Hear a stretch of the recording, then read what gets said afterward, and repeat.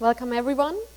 Today I'm going to present to you this work on Rasch-based tailored goals for nutrition assistance system. This is a work done together with Martijn Willemsen from the TU Eindhoven and myself from the TU Munich.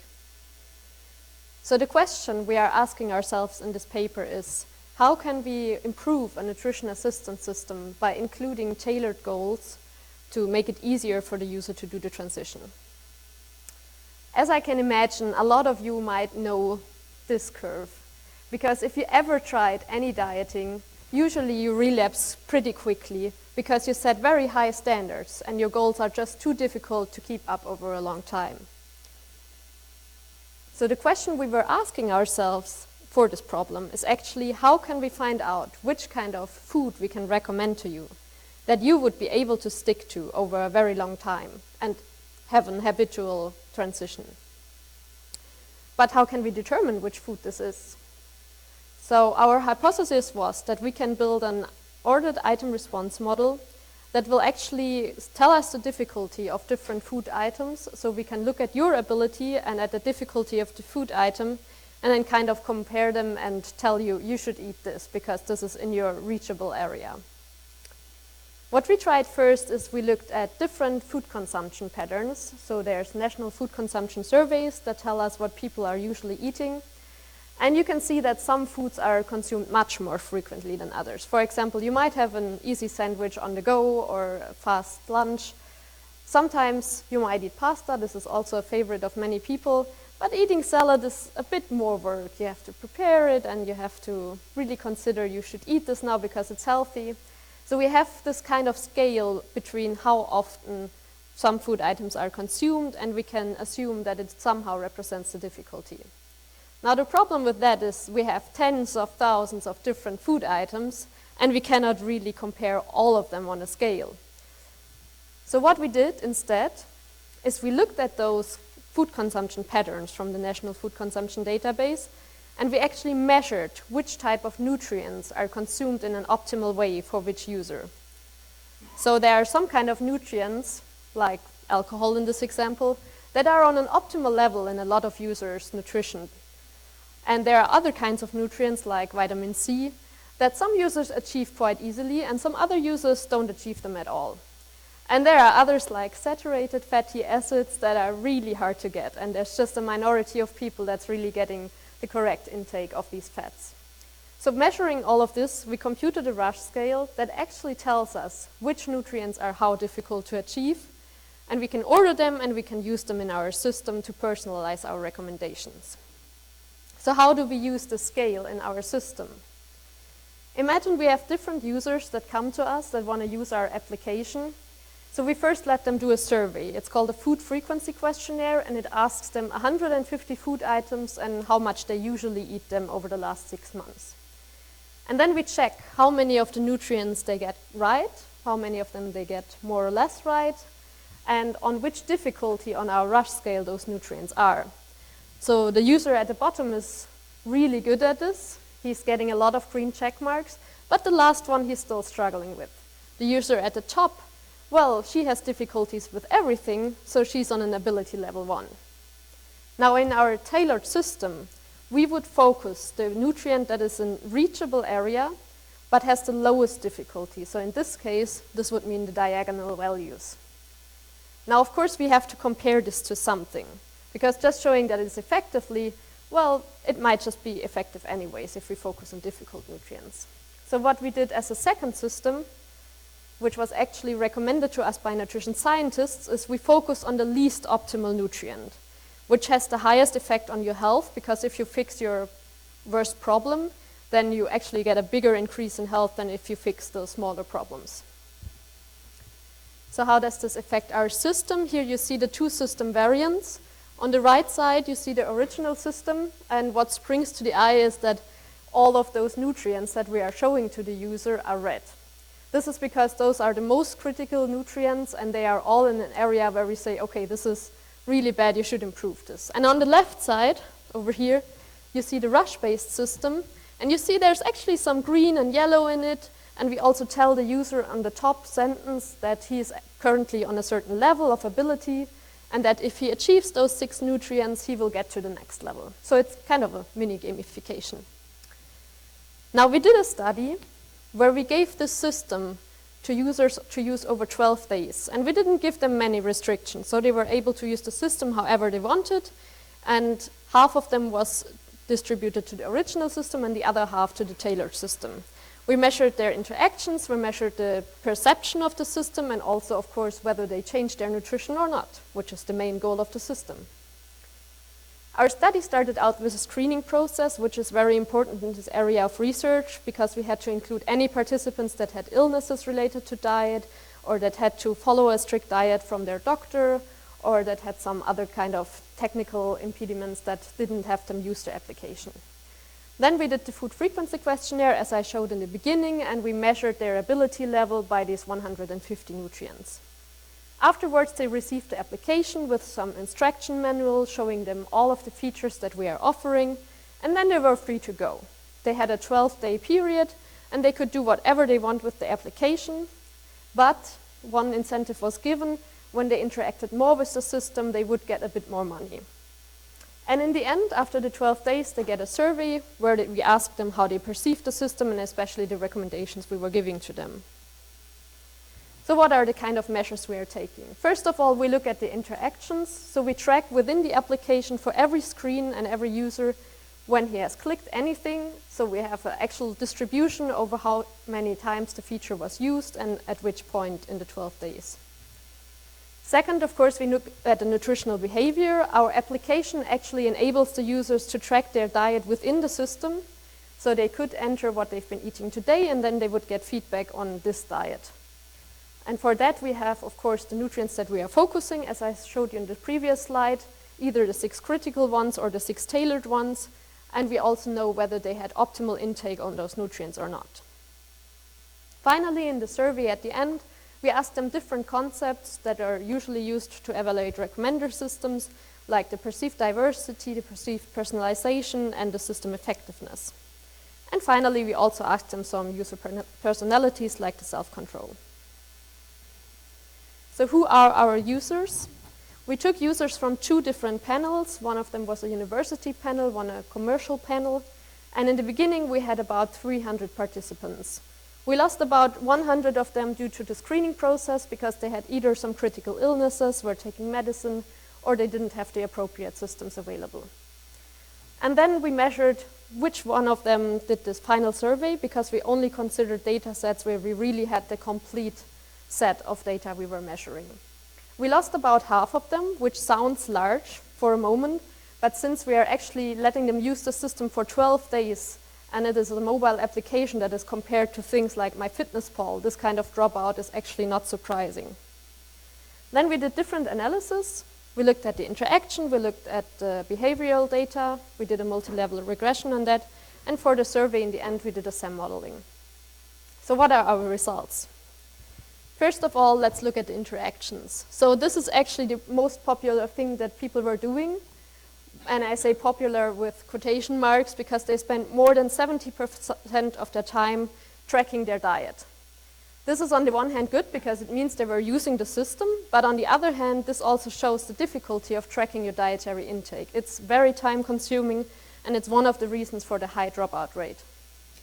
The most important feature, and with feature I exclude all the tracking features, is the actual visualization of the nutrient intake over time, and they could choose between 1 week, 1 month, and the current day. So what do we see if we split the groups and we look at what they liked more and what they liked less? So first thing we see is that there's a tendency for the Rasch group with the tailored advice to look more at the details of the nutrient. And you can see the screen here on the right is actually what they see when they click on one of the red or green bubbles on the home screen. So they were more interested in getting more information on their tailored nutrients than the other group was interested in getting information on critical nutrients. And the second thing we see, this is actually our recommender systems giving you some healthy and tasty recipe recommendations. And this declines over the 12 days. So in the beginnings, people are quite interested in that feature. But then after a while, they stop using it. But there's less decline in the tailored system, which we show later on why that is so in the system perception. Then afterwards, we checked what actually happened to the nutritional behavior. And this is a simple demonstration of our multi-level regression model, which shows the different groups. In green, you can see the tailored advice, and in red, you see the original advice. So the most important point for us is this point focused, which are the 6 nutrients that you saw on the home screen. These are the ones that we are presenting to the user, and these are the ones where we show the difference between the tailored and the critical advice. And here we can see that the Rasch model is actually outperforming the original model. We can also see that on the baseline, which is the days where we didn't show anything on the home screen, they actually perform the same way. So this is really the effect of showing the nutrients to the user, and he reacts to this feedback. And then the other 2 are just slight differences, but they are not surprising. The Rasch people are doing better on easy nutrients, because that's our approach. We want to get them from easy to difficult. And the other people are actually doing better on the difficult nutrients, which also kind of correlates with showing them the most critical nutrients. So finally, we wanted to see how the system perception was done and how Rasch influenced that. And also, of course, we want to know more why the recommendations were used less in the end. So this is our structural equation model. And we see the central point here is actually the perceived diversity. And the perceived diversity, this was interesting to us, has 2 contradicting effects. So first of all, perceived diversity means that the recommendations you get are kind of all over the place in our case. You get very different recipes. You might get some healthy ones, some less healthy ones. And this confuses the user and somehow lets him think the system is less effective. But at the same time, we have the opposite effect, because a more diverse set of recipe recommendations lets the user think, oh, this is really personalized. This is targeted to exactly what I've been eating, what I like to eat, and what the nutrients are that are missing in my nutrition. So this perceived personalization leads to a higher system effectiveness, and people are more happy with that. So how does our intervention of doing tailored goals influence that? We have an effect of our intervention on the perceived diversity, but only in combination with the ability of the user. So there was a difference between users that were already on a high ability level in the beginning of the study, or users that really needed the stepwise improvement. And this is a positive effect on diversity, and since we already established that diversity is good for system effectiveness, this is a positive effect. So we want to look a bit closer into this interaction and why it depends on the ability. So what you can see here is from the non-Rasch system. If you have a very high ability, then you perceive the diversity to be lower. This is in a way logical, because we focus on the most critical nutrients, and if you're already good at all of them, that might only leave a small percentage of nutrients, and that means that your recommendations are very similar over time. Whereas in the Rasch case, no matter what your ability level is, the diversity is similar, and that makes you believe the system is better. So to summarize, what we saw in our study is there are some slight differences in interaction, which we also see reflected in the perception of the system. We have a higher success rate on the nutrients that we focus on in the tailored scenario, and we also see that the diversity influences the system effectiveness via the personalization. So to wrap it up, we see that tailoring a system can actually improve the system perception, and it also can improve the success on behavior change. Now, of course, we only tested this on 12 days, which for this community is quite a long time, but for nutrition science is like the blink of an eye. And we need to do a long-term study to really see whether this tailoring and this difficulty to do the stepwise transition will help people also over a longer term, like 3 months, half a year. Or whether then, when they reach higher ability levels, it will actually not have an effect anymore. And finally, we also think that we can transfer this to other domains, like physical activity, stress reduction, or even smoking cessation. So thank you very much, and I'm open to any questions.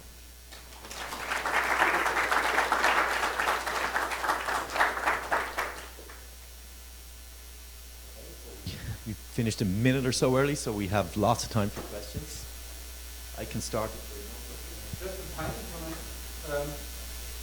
Some nutrients, it's not so bad if you take too much. For example, I would assume that vitamin C is not so bad if you take too much. And then I reckon you modeled an optimum intake was that somehow considered that some are possible deviations and some would be restricted? So in the Rasch model, to determine the difficulty of the nutrients, we only consider optimal, non-optimal. But within the system itself, to aggregate the recommendations and to see the intake, we actually consider this upper and lower boundary. As you can see here, we have these bars with the green and yellow, and some have an upper limit and some don't. Some is open-ended. Okay. I have just one other small question, kind of nitpicky question. Yeah. But the, after you did your filtering on your data, Yeah. I think you said it was 70% female, so 30% male. Yes. So, with nutrition and diet, does that have any, are there any differences between those groups, and does that set imbalance make any difference? Or? Well, we didn't see any differences when including the gender in the models, but we did see this bias in other studies as well that we did with the system. So there's generally, even before the screening, a much higher interest of female participants to act on their nutrition than on male participants. But do you know of any work that shows the difference, difference in performance between across gender? I'm sure there's some nutrition science work on that, but not on the application side, and not that I'm aware of, but there are some nutrigenomic studies, like the Food for Me study, that really look at those gender differences and BMI differences after half a year even. Okay. Another question over here. How did you deal with accuracy issues and self-reporting, especially Yes.